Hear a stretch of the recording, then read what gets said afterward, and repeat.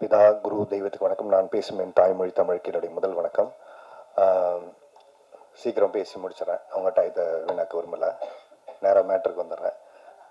முதல்ல இப்படி ஒரு விழாவுக்கு படத்தில் நடித்தவங்க இன்னைக்கு அந்த விழாவில் வந்து கலந்துக்கிறது ரொம்ப கஷ்டமான ஒரு சூழல் இருக்கிற நேரத்தில் இவ்வளவு நேரம் பொறுமையாக இந்த விழா அழைப்புதலை ஏற்று யார் படம் யார் நடிச்சிருக்கா அப்படிங்கிறதெல்லாம் இல்லாமல் ஒரு ஃபோன் காலுக்கு மதித்து இங்கே வந்து இவ்வளவு நேரம் வெயிட் பண்ண ஒவ்வொருத்தருமே பாதம் தொட்டு என்னுடைய வணக்கத்தை சொல்லிக்கிறேன். முதல்ல யாரோ படம் எடுக்கிறாங்க, யாரோ ரிலீஸ் பண்ணுறாங்க, யாரோ நடிக்கிறாங்க, இதில் நமக்கு என்ன இருக்குங்கிறது இல்லாமல் ஒரு நல்ல சினிமா எடுக்கிறவங்களுக்கு பின்னாடி பக்கத்தில் நிற்கணும் அப்படிங்கிற ஒரு விஷயம். தனஞ்சயன் சார் கூட அவருக்கு வேலை இருக்குது கிளம்புங்க சார் சொன்னாங்க. இல்லை சார், நீங்கள் தனியாக இருப்பீங்க. ஏன்னா எப்பவுமே இந்த கல்யாணத்தப்ப கூட ஒரு மாப்பிள்ளை தோழன் இருப்பாங்க. 1000 பிரச்சனை இருந்தாலும் அந்த கட்சி படுத்தி கொடுத்துட்டு மனசு ஆறுதல் படுத்திட்டு, ஏய் நான் இருக்கேன்டா அமைதியாரு, கல்யாணம்லாம் அப்படிதான் பதட்டமா இருக்கும், சரியா போயிடும் அப்படிங்கிற மாதிரி இந்த ரிலீஸுக்கான ஒரு பதட்டமும் சூழல் இருக்கும்போது ஒரு ஆறுதலாக இல்லைல்ல ஜெரன் சார் எல்லாரும் போனாங்க, நான் இருக்கேன், நீங்க பேசுற வரைக்கும் நான் இருக்கேன்னு சொன்னேன். உங்களுக்கு என்னுடைய பெரிய நன்றி சொல்லிக்கிறேன் சார். அதுக்கப்புறம் இங்கே வந்த ஒவ்வொருத்தருமே, பரத்தா இருக்கட்டும், ரொம்ப ஷார்ட் நோட்டீஸில் பிளான் பண்ணி இதுக்கு ப்ராப்பராக யார் ரிலீஸ் பண்ணணும், யார் வாங்கிக்கிறது, இதெல்லாம் ஒரு பிரச்சனை இருக்குது இன்னைக்கு. யார் வரணும், யார் பண்ணணும்னு இது எதுவுமே எதிர்பார்க்காம இந்த மேடைக்கு கூப்பிட்டோன்னே வந்த பரத், அவருக்கு முதல்ல நன்றி. பரத்துக்கு ஒரு சர்ப்ரைஸ் இருக்குன்னு சொன்ன அவரை கிளம்பி கொஞ்சம் ஒர்க் இருக்கு, ஹாஸ்பிட்டல் போயிட்டாரு. ஏன்னா அந்த படம் ஃபர்ஸ்ட் பரத் தான் நடிக்கிறதா இருந்தது, அவருக்கு போய் கதை சொல்றதா இருந்துச்சு. அதுக்கப்புறம் அடுத்த கதைக்கு டிஸ்கஷன் போயிட்டு இருக்கு, பரத்தை வச்சு படம் பண்ணலான்னு பேசிட்டு இருந்தாரு. அதான் நான் சொன்னேன், நீங்கள் வாங்க பிரதர், உங்களுக்கு ஒரு சர்ப்ரைஸ் இருக்குன்னு சொன்னால் அவருக்கு அது இன்னும் தெரியாது, கிளம்பி போயிட்டாரு. ஏன்னா அடுத்த ஒரு 3 படம் பண்ணுறதுக்கு அவர் டிஸ்கஷன் பண்ணிட்டு இருக்காரு. அடுத்ததாக நான் சினிமாவில் இருக்கனா இல்லையான்னு எல்லாருக்கும் ஒரு டவுட்டு. இந்த பிக் பாஸ் போயிட்டு வந்ததுக்கப்புறம் கொஞ்சம் ஆளே காணோம், நெஞ்சுக்கு நீதி படம் பண்ணாரு. அப்புறம் மக்கள்கிட்ட எனக்கு என்ன தெரியும் அப்படிங்கிறது ஒவ்வொரு நேரமும் எனக்கு தெரியறது இல்லை, ஆனால் என்னை சுற்றி இருக்கிறவங்களுக்கு மற்றவங்களுக்கு தெரியும். அப்படி எனக்கு என்ன தெரியும், என்னால் என்ன முடியுங்கிறத நம்பி இன்னைக்கு ஒவ்வொரு வாய்ப்பை கொடுத்த என்னுடைய ஒவ்வொரு தயாரிப்பாளருக்கும், ஒவ்வொரு இயக்குனருக்கும், ஒவ்வொரு டெக்னீஷியனுக்குமே இந்த நேரத்தில் நான் அவங்களுடைய பாதம் தொட்டு நன்றி சொல்லிக்கிறேன். அதுக்கு அடுத்ததாக எனக்கு பிக் பாஸுக்கு அப்புறம் எனக்கு ஒரு பெரிய வாய்ப்பை ஏற்படுத்தி கொடுத்த வாத்தமலாவுடைய producer Cheers entertainment, Cheers music, அவங்க அபிமேம்க்கு அண்ட் செல்வா சாருக்கு பெரிய நன்றியை சொல்லிக்கிறேன். எனக்கு வெளியில் நான் ஷூட்டிங் போகிறேன், எல்லா ஊர்களுக்கு போகிறேன், எல்லா இடங்கள்லையும் அவங்க சொல்கிற ஃபஸ்ட்டு விஷயம் நெடுஞ்சாலை சார், மாயா சார், அடுத்து வந்து பிக் பாஸ் சார், அடுத்து இப்போ போய் சேர்ந்துருக்கிறது சார் உங்கள் வார்த்தை நல்லா இருக்கு சார், அந்த ஷோ பயங்கரமாக பேசுகிறீங்க சார், அது நல்லா பண்ணுறீங்க சார், நிறைய நல்ல நல்ல விஷயங்கள் நாங்கள் லைஃப்பில் என்ன பேசுகிறோமோ அதை அப்படி ரிஃப்ளெக்ட் பண்ணுங்க சார், அதை விடாமல் பண்ணுங்க சார்ன்னு சொல்லும்போது ஒரு ஒரு எளிவனுடைய குரலாக அந்த ஒரு ஷோ இன்னைக்கு உயிர்ப்போடு இருக்குன்னா, இப்படிப்பட்ட ஒரு ப்ரொடியூசர் பணத்தை பார்க்காம மக்களுக்கு கொண்டு போய் சேர்க்கக்கூடிய ஒரு ஷோவா இன்னைக்கு மாறி இருக்கு சக்சஸ்ஃபுல்லா. அவங்க என்கிட்ட ஒரு ப்ராமிஸ் பண்ணாங்க, நான் உள்ள வரும்போது, நான் உள்ள வேணான்னு சொல்றதுக்காக தான் உள்ள பண்ணேன். நமக்கு எது எப்படி இவ்வளவு நேரம் பண்ண முடியும், நமக்கு நடிக்க தெரியும், அங்க போய் ஷோ எப்படி ஹேண்டில் பண்ண பழக்கம் இல்லை. இல்ல உன்னால முடியும், ஃபர்ஸ்ட் உன்னை யாரும் எனக்கு தெரியாது, அப்புறம் சொன்னாங்க நீ அப்படி இப்படிலாம் சொன்னாங்க, நீ இப்ப பயங்கரமா பேசுவேன், பிக் பாஸ்ல அப்படி பேசுவேன் இப்படி பேசுவேன், எப்படி பேசுறியோ எனக்கு தெரியாது, கொஞ்சம் ஆரண்டி பண்ண, நீ எவ்வளவு அடிச்சாலும் தாங்குற ஆளா இருக்க, தைரியமா இந்த ஷோ பண்ண கரெக்டான ஆள் நீங்க தான். 2-3 பேர் ஷார்ட் லிஸ்ட் பண்ணோம், அதனால கரெக்டான ஆடு நீ தான், நீ வா அப்படின்னு சொல்லி உள்ள தூக்கி போட்டாங்க. ஸோ அவங்க ஒரு ப்ராமிஸ் பண்ணாங்க, 1 வருஷம் அந்த ஷோ பல கிடைச்சிட்டு நீங்க பண்ணுங்க, அது ஒரு இடத்துக்கு போய் சேரும் அப்படின்னு சொன்னாங்க. அதே மாதிரி 1 வருஷம் அந்த ஷோ முடிஞ்சு லாஸ்ட் ஒரு ஃபியூ வீக்ஸ் மேக்ஸ் டிஆர்பியில் இது வரைக்கும் கலைஞர் டிவிலே ஹையஸ்ட் டிஆர்பி ஒரு ஷோ ஹிட் ஆச்சு. அதாவது பக்திமான் மனைவிகளிடம் மாட்டிய கணவர்கள் அப்படிங்கிற அந்த ஷோ ஆல்மோஸ்ட் 1 பாயிண்ட்டுக்கு மேலே டிஆர்பி ஒரு பெரிய சக்ஸஸ்ஃபுல்லாக அது இருந்துச்சு. கலைஞர் டிவின்னு கூப்பிட்டு எல்லாருமே பாராட்டினாங்க, மேம் எல்லாருமே பாராட்டினாங்க. இது ஏன் சொல்கிறேன்னா, இதுக்கப்புறம் ஷோ பண்றாரு, டிவிக்கு போயிட்டாரு, படங்களும் பண்றாரா ஒண்ணுமே தெரியல, ஆனா ஆள் மட்டும் ஷூட்டிங் போயிட்டே இருக்காரு அப்படின்னு சொல்லிட்டு. ஏன்னா நிறைய இந்த இடைப்பட்ட காலத்துல மற்றவங்க ஆடியோ லான்ச்சுக்கு வர்றது அதிகமாயிடுச்சு. நான் ஏன் ஆடியோ லான்ச்சுக்கு நானே வர்றது கொஞ்ச நாளுக்கு அப்புறம், சில வருஷங்களுக்கு அப்புறம் இப்பதான் வரேன். அப்படிப்பட்ட ஒரு வாய்ப்பு ஏற்படுத்தி கொடுத்த என்னுடைய தயாரிப்பாளருக்கு நான் நன்றி சொல்லணும்.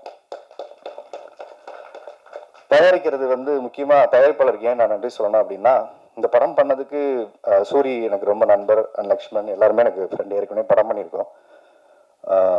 இது ரொம்ப கொஞ்சம் எனக்கு கோவம் இருக்கு, எனக்கு எமோஷன்ஸ் இருக்கு, இப்போ இதெல்லாம் நான் எதுவுமே உங்கள்கிட்ட காட்ட விரும்பல. ஏன்னா நிறைய அவமானங்களை தாண்டி தான் ஒவ்வொரு கலைஞர்களுமே இந்த சினிமாவுக்கு வராங்க. அவமானப்படாத யாருமே வந்து வர முடியாது. இது எனக்கும் இந்த அது ஒரு தடவை இல்லை, 2 தடவை இல்லை, பலாயிரம் தடவை அந்த விஷயம் நடந்துகிட்டே இருக்கு. திருப்பூர் நடந்துகிட்டே இருக்கு, இன்னைக்கு நடந்துகிட்டே தான் இருக்கு. இது எனக்கு மட்டும் இல்லை, சினிமாவை நேசிக்கிற ஒவ்வொருத்தருக்குமே நடந்துட்டு இருக்குது. எனக்கு மட்டும் புதுசாலாம் இல்லை. அது சுந்தர் சாருக்கு நடக்குது, எனக்கு நடக்குது, மற்ற கலைஞர்களுக்கு எல்லாருக்குமே நடக்குது. இந்த படம் ஏன் இப்ப சார் கூட சொன்னார் 27 நீங்க போட்டீங்களா சார் அப்படின்னு சொன்னாரு. ஏன்னா சார் படம் பார்த்துட்டாரு, தனஞ்சயன் சார் பார்த்துட்டு ரொம்ப நல்லா வந்திருக்கு. ஒரே ஒரு விஷயம் தான் சொன்னாரு, சின்சியரான ஒரு அட்டம்ப்ட் இந்த படத்துல தெரியுது. அது ஒரு இயக்குனரா, ஒரு தயாரிப்பாளரா, நடிகரா, டெக்னீஷியனா எல்லாரும் ஒரு சின்சியர் படம் எடுக்கணுங்கிற ஒரு முயற்சி எடுத்திருக்கீங்கன்னு ஒண்ணு இருக்குல்ல, அது போதும் சார். ஏன்னா 150 ரூபா கொடுத்து படம் பார்க்கறவனுக்கு எப்படிப்பட்ட படத்தை கொடுக்கணுங்கிறதா எல்லாரும் கனவோட படம் எடுக்கிறோம், நான் உள்பட எல்லாருமே. ஆனா அதை சாட்டிஸ்ஃபை பண்ற இடத்துல தான் ஃபெயில் ஆகிட்டே இருக்கும். எக்ஸாம் எழுதிக்கிட்டே இருக்கும், ஆனா ஃபெயில் ஆகிட்டே இருக்கும். ஏன்னா நம்ம கொஸ்டின் பேப்பர் தெரிஞ்சுக்கிட்டு தான் ஆன்சர் எழுதணும் நினைக்கிறோம், யாருக்கும் தெரியறது இல்லை. ஏன்னா அவர் நோக்கி வைக்கப்பட்ட ஒரு கேள்வி. புது ப்ரொடியூசர் ஃபர்ஸ்ட் டைம் ஒரு படம் ஆரம்பிச்சாரு, அந்த படம் பாதியில நின்று போச்சு. அதுக்கப்புறமும் சினிமா அந்த குடும்பம் நம்பி அவரை சினிமாவுக்கு இங்கே அனுப்பிச்சு வச்சிருக்கு. என்கிட்ட சோழியா வந்து சொன்னாரு, சார் உங்களுக்கு ஒரு 20-25 நாள் டேட் இருக்கும், நீங்க வர்றீங்க, நல்லபடியா நடிச்சு கொடுக்குறீங்க, கிளம்பிடுறீங்க. இவ்வளவுதான் சூர்யா சொன்னார் என்கிட்ட. வேற எதுவுமே நீங்க வந்து கதையை கேளுங்க, பிடிச்சதுன்னா சொல்லுங்க, வரீங்க, நடிக்கிறீங்க, கிளம்புறீங்க, இவ்வளவுதான் நான் சொன்னாரு. சூர்யாக்காக சொன்னேன், சூர்யா யார் பண்றாருன்னா லக்ஷ்மண் எல்லாமே டீமா பண்றாரு, புது ப்ரொடியூசர் நம்ம நம்பி வந்திருக்காரு பிரதர் அப்படின்னாரு. அதே மாதிரி நாங்க போனோம், நடிச்சோம், வந்தோம், போனோம், நடிச்சோம், வந்தோம். இப்படி 25 நாள் முடிஞ்சிச்சு. படம் முடிஞ்சது. எடுத்து அந்த படத்தை வந்து பார்த்தாரு, நாங்களும் பார்த்தோம். சின்ன சின்ன விஷயங்கள் பண்ணா நல்லா இருக்குன்னு ஒரு சஜஷன் சொன்னோம். அப்ப அவருக்கு சினிமா தெரியாது. அப்ப அவர் என்ன சொன்னாரு, இல்ல சார் நல்லாதான் இருக்கு, நம்ம பண்ணிடலாம்னாரு. அவருக்கு எல்லாருக்கும் ஒரு குழப்பம் இருந்துச்சு, எப்படி அவரை கன்வின்ஸ் பண்றதுன்னு தெரியல. ஆல்ரெடி காசு செலவு பண்ணிட்டாரு, கொண்டு வந்த காசுலாம் கரைஞ்சு போச்சு. ஏன்னா படமா திருப்பி எடுக்கணும், இவங்க எல்லாம் சரியான ஆட்களா இல்ல நம்ம காசை கரைக்கிறதுக்காக ஒரு ஐடியா பண்றாங்களா அப்படின்னு அவருக்கு ஒரு டவுட் இருந்துச்சு. அவருக்கு நான் எப்படி சொல்லி புரிய வைக்கிறேன்னு தெரியல. நேரம் வீட்டுக்கு போனாரு, வீட்டுக்கு போய் படம் காமிச்சாரு. உண்மையாவே இன்னைக்கு நீங்க பார்த்த பாட்டு, நீங்க பார்த்த விஷுவல்ஸ் எல்லாமே ஏற்கனவே எடுத்திருந்தா தான். அதுல கொஞ்சம் நேர்த்தியா இன்னைக்கு எக்ஸ்ட்ரானரியா அந்த படம் பார்த்துட்டு நல்லா இருக்கு அப்படிங்கிற ஒரு இடத்துக்கு இந்த படம் நகர்ந்துருக்குன்னா, இந்த படத்துக்கு முதல் பார்வையாளராக இருந்தது அவங்களுடைய 2 பொண்ணுங்க, அவங்க மனைவி. நீங்க அவங்களுக்கு தான் நன்றி சொல்லணும். இந்த படம் சிறந்த படமாக இன்னைக்கு வந்திருக்கிறதுக்கு மிக முக்கியமான காரணம், பாடம் எடுத்துட்டீங்க, இவ்வளவு காசை போட்டு ஒரு நல்ல படம் எடுக்க வேண்டியதானே, அது எல்லாமே பாத்துக்கலாம் போங்க அப்படின்னு அந்த பிள்ளைங்க சொன்ன அந்த தைரியம், தன்னம்பிக்கை தான் வந்துட்டு அப்படி இப்படி சுறுசுறுப்பா இருந்தாரு. சார் அது என்னமோ சொன்னீங்களா சார், வாங்க சார் அதெல்லாம் கொஞ்சம் என்னமோ பேசிடலாம், டிஸ்கஸ் பண்ணிக்கலாம். இல்லைன்னா அவர் அடுத்த வாரமே ரிலீஸ் பண்ணிடலான்ட்டாரு. நான் அடுத்த படத்துக்கு போறேன் சார், இதுல விட்டெல்லாம் நான் அதுல பிடிச்சிக்கிறேன்னாரு. சார் விட்டதை பிடிக்கிறேன் சினிமாவில் அது பின்னாடி துரத்திக்கிட்டே இருக்கிறவங்க தான் இங்க அதிகம். அதனால ஒரு படம் எடுக்கும்போது சரியா எடுத்து அந்த பேனர் எல்லாத்தையும் முடிவு பண்ணிட்டோம்னா சரியா போயிடும்னு சொன்னா, அன்னைக்கு அவங்க வீட்டுல சொன்ன விஷயத்த எல்லாருமே உட்கார்ந்து கவனிச்சு ஒரு டீமா பண்ணி, நாங்க போடாத சண்டை இல்லை, உண்மையாக சொல்றேன். சண்டைன்னா ஒரு நல்ல ஹெல்த்தியான டிஸ்கஷன். அவர் ரொம்ப இன்னசென்ட். இவர் எவ்வளவு இன்னசென்ட்னு கேட்டீங்கன்னா, உள்ளுக்குள்ள ரத்த கொதிப்பை பாட்டு கேட்டிருப்பீங்கல்ல, அப்படி இருப்பார் உள்ளுக்குள்ள. இவர் என்ன சார் நடக்குன்னு, இல்ல சார் பாவம் அவர் ஏதோ கொஞ்சம் பேசிட்டு இருக்காரு, யார்கிட்டயோ போன்ல பேசிட்டு கொஞ்சம் ரிலாக்ஸ்டா இருக்காரு. அவர் ரத்த கொதிப்பா இவர் இவ்வளவுதான் டீல் பண்ணாரு. ஏன்னா அவங்க 2 பேருக்கு லவ் பண்ற மாதிரி தான். அவரு அங்க டென்ஷன் ஆவாரு, பேசுவாரு. இவர்கிட்ட எந்த விதமான கூலா இருப்பாரு, தண்ணி மாதிரி. அது எது ஊத்துறாலும் அணைஞ்சிடும். அதாவது சுந்தர் சார் வேலை செய்யறது ரொம்ப ஈஸி, ரொம்ப ரொம்ப ஸ்வீட். ஆக்சுவலா அவர் கோவப்பட்டு நீங்க பார்க்கவே முடியாது. அதிகபட்ச கோவம் தான், அது இடக்கிற விடுங்க சார், இதுதான் அதிகபட்ச கோவம். அதை மீறி அவர் எதுக்குமே ரியாக்ட் பண்ண மாட்டாரு. அப்படிப்பட்ட ஒரு மனிதர் ஒரு படம் பண்ணி இன்னைக்கு இவ்வளவு பேருக்கு ஒரு வாய்ப்பு ஏற்படுத்தி கொடுத்த இன்னும் விஷயத்தை தாண்டி இன்னொரு விஷயம் சொல்றேன் சார். ஒவ்வொரு நாளும் கிளீன் செட்டில்மெண்ட் ஆன் டேட், அன்னைக்கே எனக்கு உள்பட எல்லாருக்கும் சம்பள பாக்கி இல்லாம கொடுத்த ஃபர்ஸ்ட் திருப்பூர்ல இருந்து வந்த ஒரு ப்ரொடியூசர். அவர் கடன் வாங்குறாரு சார், என் ஆபீஸ்ல யாரும் வந்து நிக்க கூடாது சார், நான் கடன்காரன்னு சொல்லக்கூடாது சார், என்னை யாரும் வந்து தப்பா பேசக்கூடாது சார், ஆன் டேட்டுக்கு செட்டில் பண்ணாரு. ஏன்னா சூர்யா சொல்லும் போது ஒரு விஷயம் சொன்னாரு, ஒரு புது ப்ரொடியூசர் படம் பண்ணும்போது நம்ம எப்போ டெக்னீஷியன் சப்போர்ட் பண்ணுவாங்க சார், அன்னைக்கு அவங்களுக்கு பேமெண்ட் கொடுத்துடலாம் சார், 10 நாள் வச்சுக்கிட்டு பண்ணோம்னா அவங்களும் கொடுப்பாங்களோ இல்லையோ நம்பிக்கை இருக்கும். ஏன்னா பெரிய பேனர் மேல நம்பிக்கை இருக்கும். 10 நாள் கழிச்சு பேமெண்ட் போடுவாங்க, 20 நாள் கழிச்சு பேமெண்ட் போடுவாங்க. ஆனா மனோ கிரியேஷன்ஸ் நம்பி இன்னைக்கு எல்லா டெக்னீஷியனுக்கும் வந்து வேலை செய்வோம் சார். நான் உள்பட சம்பளம் கொடுக்கலன்னா கூட வந்து வேலை செய்வோம். ஏன்னா அடுத்தவங்க காசு நம்ம காசு மாதிரி நினைச்சு வேலை செய்யக்கூடிய ஒரு ப்ரொடியூசர். அவங்க காசு நமக்கு எதுக்கு சார், கொடுத்துருவோம் சார், அப்புறமா பேசுவோம் சார். ஆனா சில நேரங்களில் கராரா பேசுவாரு. கண்டிஷன் அப்படிதான், வீட்டுல பொண்டாட்டி எப்படியோ அப்படிதான் அவரு எங்ககிட்ட பொண்டாட்டிமா நடந்துப்பாரு. சில நேரம் கொஞ்சம் கோவமா பேசுவாரு, அப்புறம் லவ் பண்ணுவாரு, அப்படி சாப்பாடை போட்டு அள்ளி திணிச்சிருவாரு, நம்மளால ஒண்ணும் முடியாது. அதனால ஒரு அன்பான ராட்சசன்னு சொல்லலாம், ராட்சசின்னு சொல்ல முடியாது, அவர் ஆண். அதனால ஒரு அன்பான ராஜசன் அவரு. சினிமாவுக்கு இப்படிப்பட்ட ப்ரொடியூசர் கிடைச்சதுல ரொம்ப சந்தோஷம். ரொம்ப அடமெண்டா நானு, டைரக்டர் லக்ஷ்மண், நாங்க நிறைய டார்ச்சர் பண்ணியிருக்கோம் அவரை.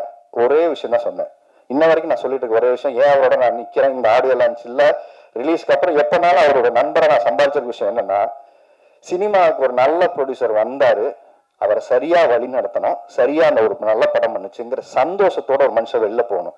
தப்பா ஒரு படம் பண்ணா, தப்பா கைட் பண்ணா, காசை தப்பா மிஸ்யூஸ் பண்ணோன்னு இல்லாம இந்த குழுவை பொறுத்த வரைக்கும் எல்லாமே ஒரு சரியான முயற்சியா எடுத்து தரன் எல்லாமே கூடுதல் செலவு இருந்தாலும் இந்த படத்துக்கு பரவாயில்ல சார். இதுக்கு அதனாலதான் இப்ப சார் சொன்ன ஸ்கேலுக்கு இந்த படம் மாறினதுக்கான காரணம் என்னன்னா, அடுத்து 25 நாள் நம்ம ஷூட் பண்ணிருக்கோம். ஸோ இந்த படம் ஒரு 45 நாள் 48 நாள் ஒரு பெரிய படத்துக்கான செலவை இன்னைக்கு இந்த படம் பண்ணி இந்த நம்பிக்கையோட வந்திருக்கு. அடுத்து அவர்கிட்ட வச்ச ஒரு கேள்வி, ஆரிய நம்பி எதுக்கு இவ்வளவு காசு போட்டு படம் எடுக்கிறீங்க? அவர் பிக் பாஸ் போயிருக்காரு, அவர் ஆல்ரெடி படம் பண்ணி அவர் பல வருஷம் ஆச்சு. அவர் தேட்டருக்கு அவருக்கு என்ன பிசினஸ் இருக்கு, இப்ப என்ன பெரிய குறை மண்டை குழம்பு போய் தர்றாங்க, எனக்கு எவ்வளவு பிசினஸ் இருக்குன்னு யாருக்குமே தெரியல, எனக்குமே தெரியல. அதாவது ஓடலைன்னு சொல்லி ஒரு நம்பரை சொல்லலாம், ஓடி இருந்தா ஓடி இருக்குன்னு சொல்லி ஒரு நம்பரை சொல்லலாம். ரெண்டுமே சொல்ல முடியாத ஒரு நம்பர் இருக்கும்போது அவர் சொன்ன ஒரு விஷயம், டிஸ்ட்ரிபியூட்டர் கிட்ட அவர் பேசிட்டு இருந்தாரு. அவர் சொன்ன விஷயம், சார் இந்த பக்கம் மைனஸ்லயும் இல்லை, இந்த பக்கம் பிளஸ்லயும் இல்லை, நான் சேஃபா இருக்கேன் சார். ஏன்னா ஜீரோக்கு பக்கத்துல எத்தனை நம்பர் வேணா போடலாம் சார், ஆனா மைனஸ்ல போயிட்டா திருப்பி எடுத்துட்டு வர்றது கஷ்டம் சார். யாருக்கும் அறிமுகம் இல்லாத ஒரு முகத்தை நான் எடுத்துட்டு வரல. ஆனா இந்த படம் மூலியமாக நான் எப்படி நீங்க நெடுஞ்சாலை ஒரு படம் பெரிய வீட்டுக்கு கொண்டு போய் சேர்த்துச்சு, எப்படி மாயா அவங்களுக்கு ஒரு அங்கீகாரத்தை ஏற்படுத்தி கொடுத்துச்சு, அப்புறம் நாகேஸ்வரிங்க ஒவ்வொரு படங்களும் ஒவ்வொரு அங்கீகாரத்தை ஏற்படுத்தி கொடுக்குதோ, இன்றைக்கு வெற்றி அடைஞ்ச ஹீரோக்கள் நிறைய பேர் இருக்காங்க, பிசினஸ் உள்ள ஹீரோக்கள். அவர் சொன்ன விஷயம், அவர்கிட்ட சொன்ன விஷயம், வெற்றி அடைஞ்ச ஹீரோக்கள் பல பேர் இருக்காங்க. இன்னொன்னு அடுத்த கட்ட நகர்வை நோக்கி நகரக்கூடிய ஹீரோக்கள் இருக்காங்க. இந்த ரெண்டு பேருக்கு இடையில போராடக்கூடிய பல நல்ல ஹீரோக்கள் இந்த சினிமாவில் இருக்காங்க சார். அவங்களுக்கான வாய்ப்புங்கிறது இங்க யாரோ ஒருத்தர் ஏற்படுத்தி கொடுத்துதான் சார் எல்லாருக்கும் நடந்திருக்கு.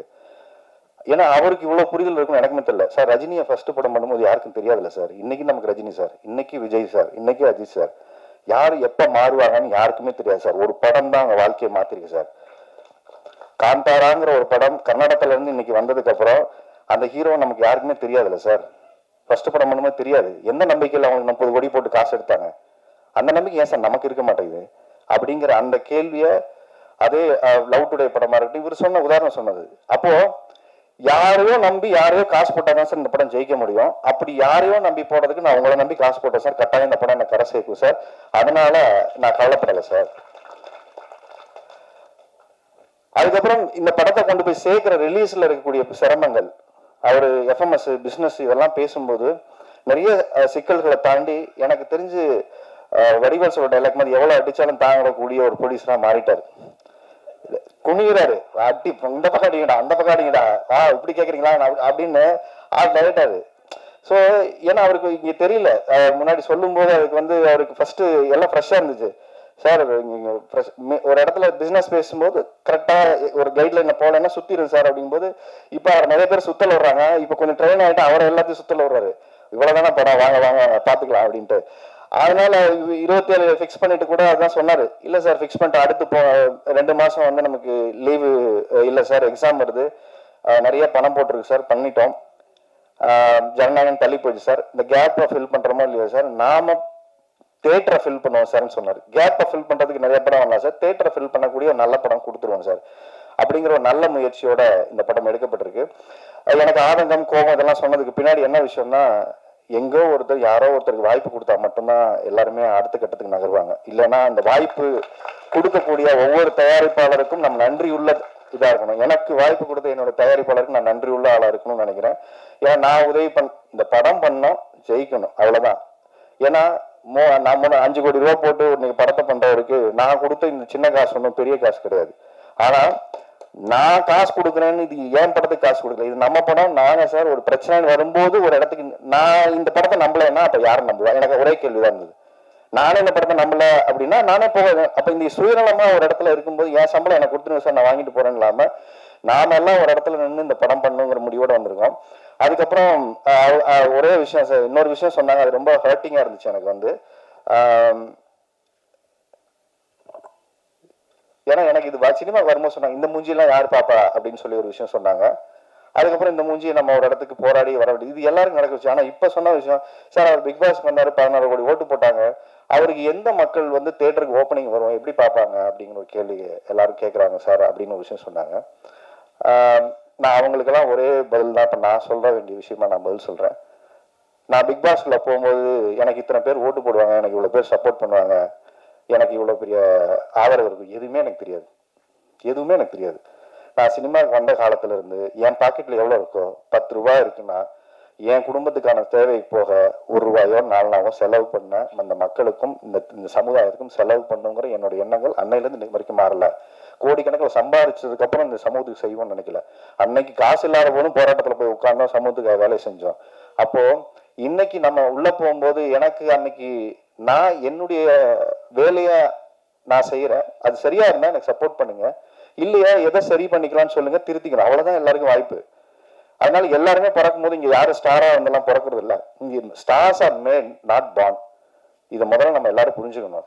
நாளைக்கு நீங்களும் ஸ்டார் தான், அவரும் ஸ்டார் தான், அவரும் ஸ்டார் தான். நாளைக்கு இந்த நான் அடுத்த படம் பண்றேன், எனக்கு மாரி சார் உட்காந்துருக்காரு, என்னுடைய கேமராமேன் உட்காந்துருக்காரு, மியூசிக் டைரக்டர் ஹமரா உட்காந்துருக்காரு, பாண்டியன் உட்காந்துருக்காங்க.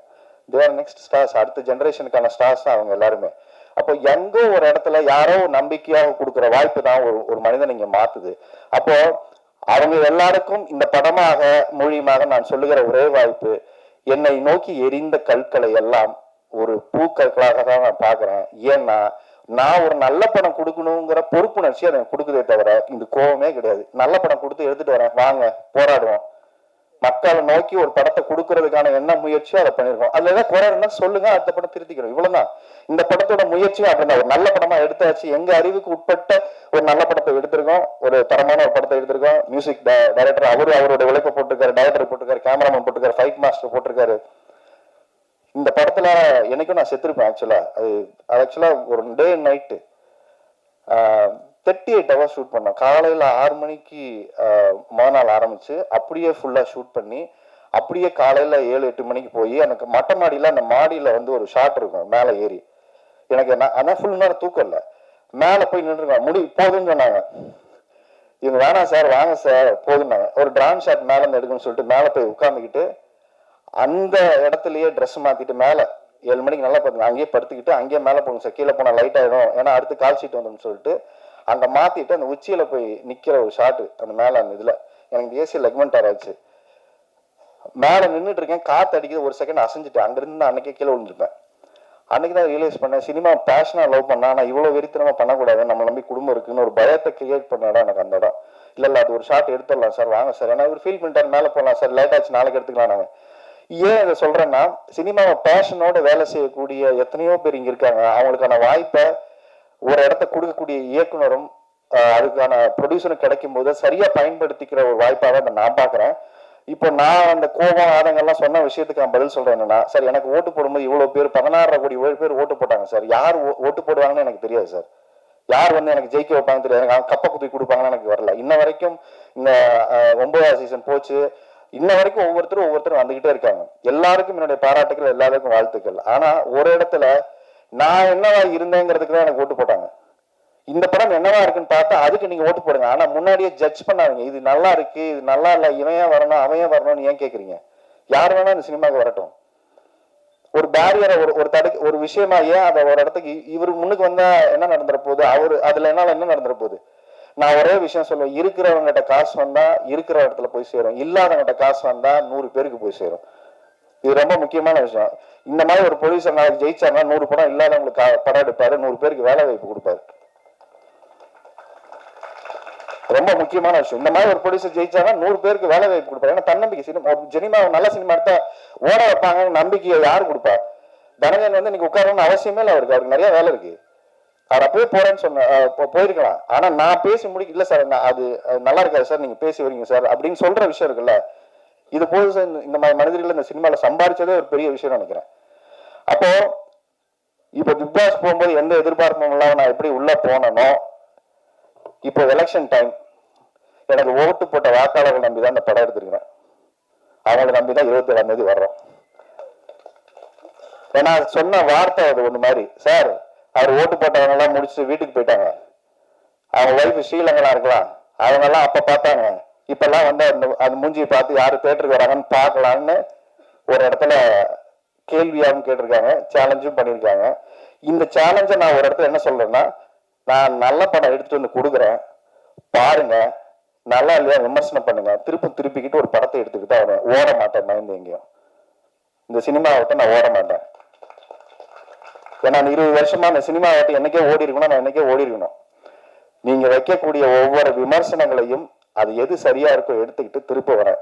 ஸ்ரீலங்கால இருக்கிறவங்க வந்து படம் பார்க்குறாங்களா, ஸ்ரீலங்கன் தமிழர்கள் வந்து படம் பார்க்கறாங்க, அவங்களெல்லாம் அவங்க பார்த்து ஓட வச்சிருவாங்களா, இல்ல இந்த மூஞ்சியெல்லாம் இங்க பார்ப்பாங்களாங்கிற விமர்சனம் வைக்கிறீங்கல்ல, படம் பாருங்க, எது நல்லா இருக்குன்னு சொல்லுங்க, நடிப்பு வேலையை சொல்லுங்க, திருத்திக்கிறோம், நல்லபடியா அடுத்த படம் எடுத்துட்டு வரோம். ஆனா யாரு வரணும் யாரு வரக்கூடாது, இவங்களுக்கெல்லாம் இப்படி ஒரு ஒரு படம் எடுத்துட்டு வரனால இவரெல்லாம் ஏன் ஜெயிக்க வைக்கணும், இந்த இடத்துக்கு நம்ம போகவே வேணாம். யார் வேணா இங்க ஜெயிக்கணும் சார், யார் வேணா இங்க வரட்டும் சார். ஒரு நல்ல படம் எடுத்துட்டு வந்தா அதை கொண்டா சேர்க்கறதுக்கான முயற்சியா ஒரு தயாரிப்பாளர் காசு போட்டு படம் பண்ணும்போது அதுக்கு பாராட்டுற விஷயம் இல்லைன்னா கூட அதை நசுக்கிற வேலை இங்க இருக்கக்கூடாது.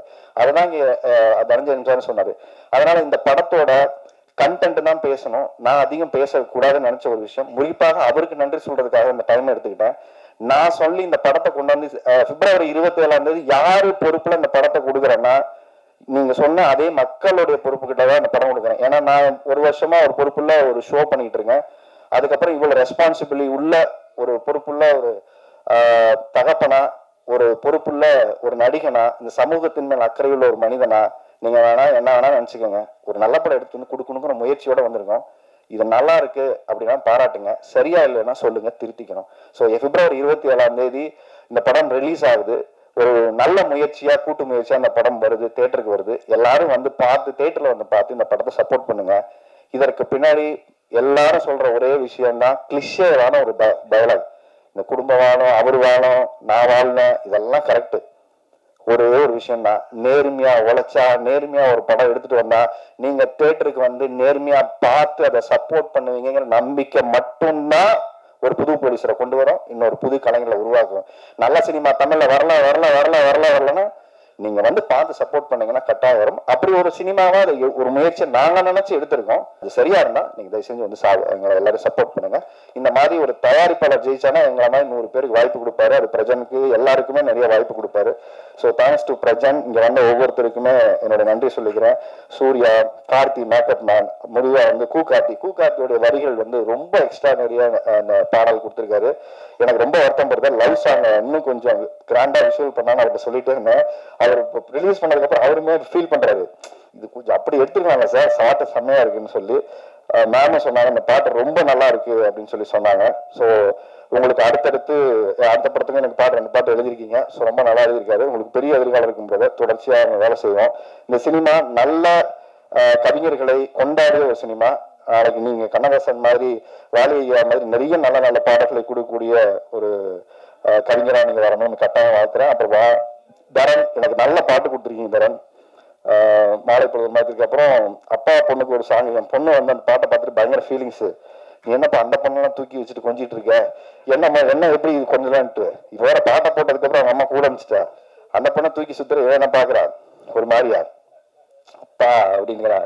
ஸோ அதனால அந்த பாட்டு அவளுக்கு ரொம்ப, நான் சொன்னேன் திருப்பி அதே மாதிரி உனக்கு உன்னை ஷூட் பண்றேன், உன்னை அது மாதிரி எடுத்து நான் கொஞ்சம் அவளுக்கு ப்ராமிஸ் பண்ணியிருக்கேன், வேணாமா வெக்கத்தை பாரு. ஸோ அதனால அந்த அளவுக்கு அவளுக்கு அந்த பாட்டு பார்த்துட்டு பொசசிவ் ஆயிடுச்சு. மகள்களை பெற்ற அப்பாக்கள் எல்லாரும் காலங்காலமாக கொண்டாடக்கூடிய ஒரு பாடலை கொடுத்துருக்கீங்க. ஸோ உங்களுக்கு என்னோட பெரிய நன்றி. ஏன்னா உலகாதிங்கிற வார்த்தையை கேட்காம ஒவ்வொரு தகப்பனும் கடந்து போக முடியாது. அந்த மாதிரி ஒரு அழகான ஒரு பாடல். அந்த சிங்கர்ஸ் வந்து எல்லாருக்குமே என்னுடைய நன்றியை சொல்லிக்கிறேன். ஒளிப்பதிவாளர் லக்ஷ்மண், நாங்கெல்லாம் புளிஞ்சிருக்கோம் அவரை, அவரும் வச்சு செஞ்சிருக்கோம் அவரு. ஸோ இந்த படம் அவருக்கு ஒரு பெரிய பிரேக்கு. அப்புறம் டேஞ்சர் மணி ஃபைட் வந்து ரொம்ப அந்த இன்ட்ரோ பிளாக் ஃபைட் வந்து ரொம்ப மெனக்கெட்டு நாங்கள் பண்ண ஒரு ஃபைட்டு. குறிப்பாக ஒரு 4-5 நாள் நாங்கள் ட்ரிகர்ஸ் எல்லாம் பண்ணி அதை ரெக்கி பண்ணி எடுத்த ஒரு ஃபைட்டு வந்து கிளைமேக்ஸும் வந்து பார்த்தீங்கன்னா ஒரு நல்ல ஒரு கிளைமேக்ஸ் ஃபைட்டாக வந்திருக்கு. ஏன்னா 2-3 படம் தொடர்ச்சியாக வேலை பார்த்துருக்கோம். அதில் தான் எனக்கு காலில் முடிஞ்சிருச்சுன்னாரு. நான் அந்த பார்க்கூர்லாம் கற்றுக்கிறேன்னு சொல்லிட்டு அங்கே வந்து நிறைய சாணி போட்டிருந்தாங்க. ஓடி வந்து ஜம்ப் பண்ணலான்னு சொல்லிட்டு நம்ம தான் கொஞ்சம் ஆர்வங்கள் ஆச்சு. இல்லை அது வரேன் துரத்தி தானே போனால் நான் கொஞ்சம் லென்த் எடுத்துக்கலாம்னு எடுத்தேன். அங்கே கல் இருந்தது, நம்ம அதை பார்க்கல. ஷூவில் ஏறி அடித்தோன்னா அப்படியே ட்விஸ்ட் அடிச்சிச்சு. அதோட ஒரு 6 மாதம் பிரச்சனை. அங்கே போனோடனே மாத்தமலை ஷோவுக்கு தான் அவங்களுக்கு பிரச்சனை. ஏண்டா ஷோ போயிட்டு ஒரு காலை பார்த்துட்டு வர மாட்டியா? ஏன்னா அங்கே உட்காந்துட்டு ஷோ உட்காந்து நிறைய அந்த இடையில பார்த்தீங்கன்னா உட்காந்து ஷோ பண்ணோம். ஸோ அந்த அளவுக்கு ரொம்ப டேக் கேர் பண்ணிக்கிட்டாரு. ஸோ அந்த ஃபைட்டெல்லாம் ரொம்ப அழகாக எடுத்து கொடுத்துருக்காரு. எல்லாமே நல்லா வந்திருக்கு. அதுக்கப்புறம் கார்த்தி வந்து இந்த படத்தில் இதுக்கப்புறம் நிறைய படம் உங்களுக்கு கூப்பிடுவாங்க. கார்த்தி ரெடியாக இருந்துக்கேன், உங்கள் டேட்ஸ் ஃப்ரீயாக வச்சுக்கோங்க. நடிப்பை நான் இன்னும் நிறைய கற்றுக்குங்க. ஏன்னா நிறைய பேருக்கு உதவி செய்கிற மனிதர்கள் வளர்ந்தாலும் நிறைய பேருக்கு நம்ம சம்பாதிச்சா நிறைய பேர் செய்ய முடியும். அதனால அது ரொம்ப முக்கியமான விஷயம். நான் சீரியஸாக சொல்கிறேன், உங்கள் முகத்துக்கும் உங்கள் நடிப்புக்கும் ஒரு ஃபீல் இருக்கு. ஒவ்வொருத்தருக்கிட்ட ஒன்று இருக்கும்ல, உங்ககிட்ட ஒரு நல்ல விஷயம் ஒன்று இருக்கு ஸ்க்ரீன் ப்ரெசன்ஸில். அதனால அது நல்லபடியாக இந்த போராடி உங்ககிட்ட வாங்கிட்டாரு எல்லாத்தையும். அடுத்த படத்துக்கு அந்த போராட்டத்தை குறைச்சிட்டு நீங்களாவே இயல்பாக நடிக்கிற இப்போ தயாராகிட்டீங்கன்னா சீசன் நடிகர் ஆகிடுவீங்க. ஸோ எல்லாருக்குமே நன்றி. அதுக்கப்புறம் நம்ம யூடியூபர் பாய்ஸ், இந்த படத்தில் யூடியூபர் பாய்ஸ் கேங் இருக்கு. ஸோ எல்லாருமே இன்ஃப்ளூயன்சஸ். அவங்க வந்து விஜய் ஆகிட்டான், ஒருத்தர் வந்து பிளாகர் ஆகிட்டாங்க, எல்லாரும் ஆல்ரெடி பண்ணிட்டு இருக்காங்க. ஸோ அவங்களோட டீம் யுனைட்டி எனக்கு ரொம்ப இன்ஸ்பைரிங் இருந்தது. தாங்கடா எல்லாரும் வந்து ஒரு ஃபோட்டோ எடுத்துக்கலான்னு சொன்னேன். ஒரு ஆள் வரல, 2 ஆள் வரல, நாங்கள் வரமாட்டோம் சொல்லிட்டாங்க. அது எல்லாம் வந்ததுக்கு இங்கே இந்த இல்லை சார் எங்கள் டீம் வந்தால் தான் நாங்கள் ஃபோட்டோக்கே வருவோம்னு சொல்லிட்டு அந்த டீம் மெயின் கேட் நாங்கள் வந்ததுக்கப்புறம் தான் எல்லாருமே வந்து சேர்ந்து ஃபோட்டோ எடுத்துக்கிட்டாங்க. ஸோ அவங்களுடைய உழைப்பும் ஒரு முக்கியமாக பாராட்டப்பட வேண்டியது. முக்கியமாக அந்த குழந்தை சில ஆர்டரு இது தயவு செஞ்சு ஒரு பெரிய கைதட்டு கொடுத்துருங்க. ஏன்னா நாங்கள் தூக்கம் முழிக்கிறது பெரிய விஷயம் இல்லை. இந்த குழந்தை வந்து அத்தனை நாள் தூக்கம் முழிச்சு எந்திரிச்சவொடனே வந்து டம்முன்னு அடிச்சுன்னா ஃபீல் பண்ணுடா, கொஞ்சம் அழுடா, கொஞ்சம் சோகமாயிடுறா. ஏன்னா அது வந்து பேச முடியாத குழந்தை, அதுக்கு ரியாக்ஷன் பண்ணுவா. அது வந்து சீசன்ட் ஆயிடுச்சு. நாங்கள் எதாவது கூப்பிட்டு பண்ணோன்னா அந்த அளவுக்கு ஆயிடுச்சு. அது சீசன்ட், அது ரியாக்ஷன்லேயே ஆயிடுச்சு. ஸோ பல்லு விழுந்துருச்சு. அதாவது வளர்றதுக்குள்ள படத்தை நாங்கள் ரிலீஸ் பண்ணிட்டோம். பல்லு விழுதுன்னு சொல்லிட்டு 27ஆம் ரிலீஸ் பண்ணுறோம். ரொம்ப நன்றி, நல்லா பண்ணியிருக்கேன். அவங்க பேரண்ட்ஸுக்கும் என்னோட பெரிய நன்றி. எந்த வித இடைஞ்சல் கொடுக்காம, எந்த வித டார்ச்சரும், வழக்கமான ஹீரோயின் நம்மாக்கள் டார்ச்சர் அதெல்லாம் எதுவும் இல்லாமல் நல்லபடியாக கூட இருந்து நல்லபடியாக முடிங்க சார்ன்னு சொல்லிட்டு அவங்க ரொம்ப அழகாக பண்ணாங்க. தேங்க்ஸ் சொல்லும். ஓகே. ஸோ எல்லாரும் வந்து இருந்து இந்த படத்துக்கு இவ்வளோ நேரம் பொறுமையாக இருந்ததுக்கு நன்றி. பத்திரிகையாளர்களுக்கும் ஊடக நண்பர்களுக்கும் நான் சொல்லுகிற ஒரே ஒரு கோரிக்கை இதுதான். நீங்கள் ரொம்ப வருஷமாக என்னை பார்த்துட்டு இருக்கீங்க, ரொம்ப வருஷமாக எனக்கு சப்போர்ட் பண்ணியிருக்கீங்க, ரொம்ப வருஷமாக நல்லது கெட்டது எல்லாத்தையும் வந்து சொல்லியிருக்கீங்க. இது என்னுடைய பட விழாவாக இல்லாமல் இது நம்முடைய பட விழாவாக, உங்கள் குடும்ப விழாவாக இது இருக்குங்கிறத நான் நம்புகிறேன். ஏன்னா நான் நிறைய விழாக்களுக்கு வந்து பேசிட்டு போயிருக்கேன். என்னுடைய விழாவில் நான் பேசுகிற நேரமாக இதில் இருப்பதில் நான் வைக்கக்கூடிய உங்கள் கோரிக்கை, இந்த படம் நல்லா இருந்தால் சப்போர்ட் பண்ணுங்க. அவ்வளோதான். நான் ஒரே சொல்லுவேன், இந்த படம் நல்லா இருந்தால் நீங்கள் தயவு செஞ்சு கொண்டு போய் சேருங்க. ஏன்னா உங்களுடைய ஒவ்வொரு ட்வீட்டும் ஒவ்வொரு செய்தியும் தான் இப்படிப்பட்ட தயாரிப்பாளரை கொண்டாடும். ஏன்னா இதுக்கு பெரிய கூட்டு வந்து இங்கே நாங்கள் பிரம்மாண்டமாக பண்ண முடியாது. அவர் பிரம்மாண்டமாக படத்தை செலவு பண்ணிட்டாரு. ப்ரமோஷனுக்கும் எங்களால் என்ன சக்திக்கு உட்பட்டதோ அவர் பெஸ்ட்டாக செய்ய முயற்சி பண்ணுறாரு. ஸோ ஊடக நண்பர்கள் நீங்கள் கொடுக்கக்கூடிய ஒளியின் வெளிச்சத்தில் தான் இந்த படத்தின் வெற்றி இருக்கிறது. ஸோ இந்த படத்தை உங்ககிட்ட ஒப்படைச்சிட்டோம். அடுத்தது எலெக்ஷனில் ஓட்டு போட போகிற மக்கள்கிட்ட இந்த படத்தை ஒப்படைச்சிட்டேன். ஸோ யாரை ஜெயிக்க வைக்கணுங்கிறத அவங்க முடிவு பண்ணட்டும். 27ஆம் தேதி என்னுடைய முடிவு என்னன்னு எனக்கு தெரியும். எலெக்ஷனில் யார் ஜெயிக்க போகிறாங்க முடியும் மக்கள் முடிவு பண்ணட்டும். நன்றி, வணக்கம்.